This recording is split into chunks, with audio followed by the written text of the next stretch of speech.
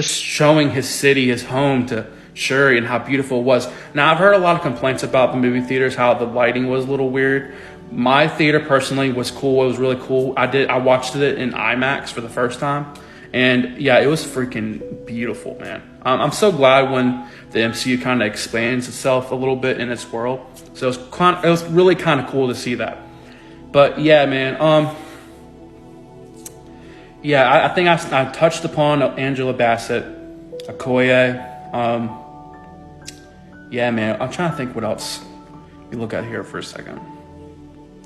Mabaku. I can't say his name right. Mabaku. I think it's how you say it right. I'm not sure. But I loved him in this. The whole bald-headed demon thing was freaking. He was definitely. I was waiting for the MCU comedy, and I love how they kind of put it through him. Okay, so speaking of Mabaku and Shuri, this is where it gets spoiler territory a little bit. I know this is a spoiler review, but I'm just going to warn you again. This gets into spoilers. When Angela Bassett's character dies in the film, I thought that was I think that was the right choice for the progression of Shuri's character, but at the same time, I don't like how they handled her funeral. I felt like, yes, again, this is supposed to pay tribute to T'Challa and his legacy, and for also Chadwick Boseman as well. But I feel like when Angela Bassett's character dies in this film, I felt like they kind of just like skirt across it. They just kind of touch upon it, then they head out. And I just, me personally, I feel like they should have spent a little more time kind of getting Shuri to deal with that grief. I feel like she kind of got over that grief more faster than she did for her own brother. And I felt like that was a little weird, but nothing to pull me out of the film. But yeah, Nakia, bro. I was kind of hoping maybe she became Black Panther too, but I like what they did with her character, especially at the end of the film, and I'll get to that. Believe me, I will. But yeah,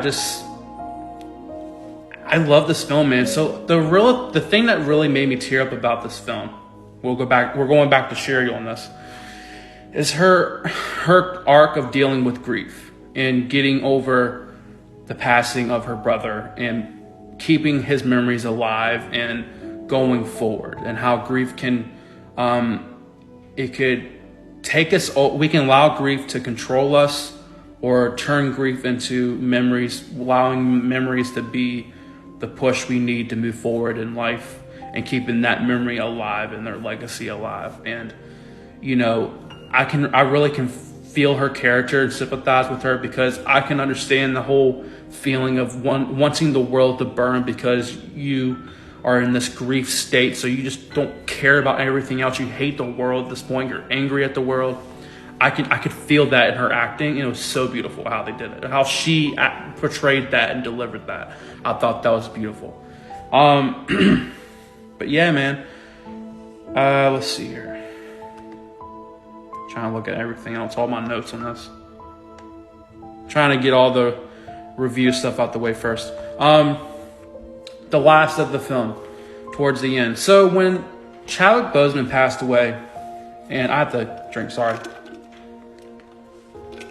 A lot of talking here. When Chadwick Boseman passed away, I was a bit worried how they were going to handle the character of T'Challa. I was worried that, you know, it could go both ways. Either they could recast it or just pass down the mantle like they did for Shuri. And I'm glad Shuri's Black Panther. I think she earned that role. But at the same time, I knew in the back of my head they weren't going to get rid of the character T'Challa. He's too important of a character just to throw him away. It's like saying you're never going to use Peter Parker again for Spider-Man. There's no way you're going to do that. As much as you have Miles and all these other great characters, Peter Parker is the central key for Spider-Man. Spider-Man is because of Peter.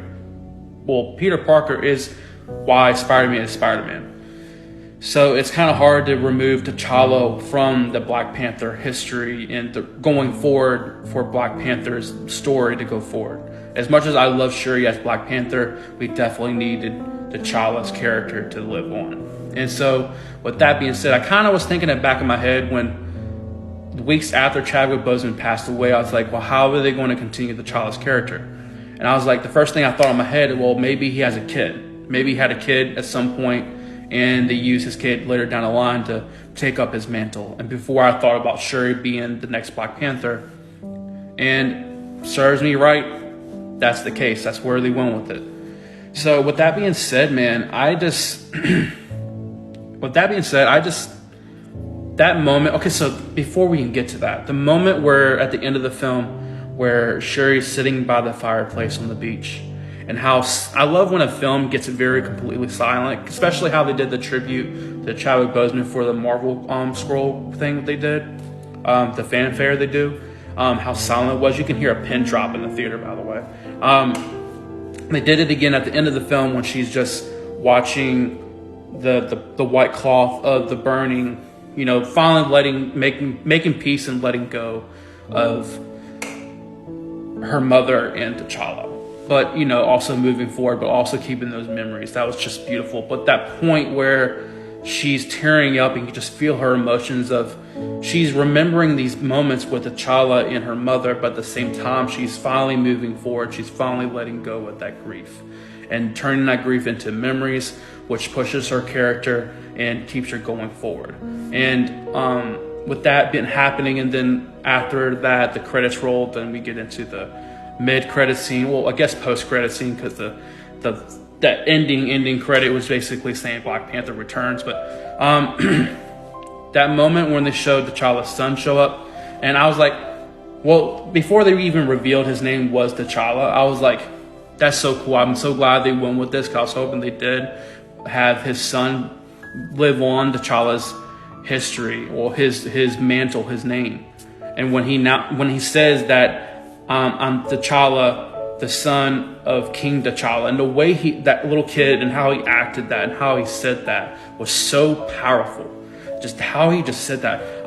The way he said it, he was like, I'm the son of King T'Challa. Like, just how he said it, his voice was just, how he delivered that was so beautiful. And for that little kid to say it, to deliver that line so powerful, I can't wait for his future acting career later on. But man, there's some cons I had about the film. I feel like some of the action sequences, I just were like, okay, it's kind of cliche, kind of shortcut a little bit with some of the stuff. But overall, I really loved this film. I think it's the most impactful MCU film to date. I definitely teared up in this film a lot. It takes a lot for a film to make me tear up. In this film, about 3 times made me tear up. And, I definitely love this more than the Black Panther film, but I love them both as much together. I think Black Panther is probably one of my top 5 MCU films.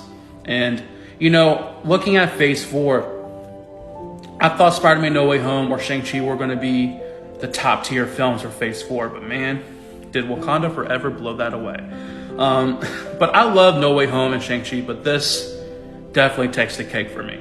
And I'm glad they kind of ended Phase 4 in a way, even though we had the holiday special for Guardians. But I like from the movie-wise for Phase 4, I'm glad they closed it out for Phase 4. And I think it did justice. And also kind of wrapped up this whole thing with Phase 4 and dealing with grief and loss. And I like how they kind of wrapped it up in Wakanda Forever. And so going forward, we're going to get into this whole nother theme for Phase 5 and then Phase 6 and whatever else they continue to do in the MCU. But yeah, man, that's basically it of my review. There's so much more to go into, but the more I go into it, it'll be more kind of critiquing the little details that I didn't like about the film or liked about the film. But overall, I have to give this film, man, I'm going to give it a 9. I'm giving it a solid 9. The only reason why it's not a 10 out of 10, because there are some moments in the film. I feel like the film could have shaved down a bit on time, a little bit. But, that's just little details that really doesn't pull. Now, if it pulled me out of the film, I would definitely had the score come down lower for me. But it really didn't bother me as much. I love the Batman. And that's nearly 3 hours long. And so, yeah. So that's my review spoiler review on Black Panther: Wakanda Forever.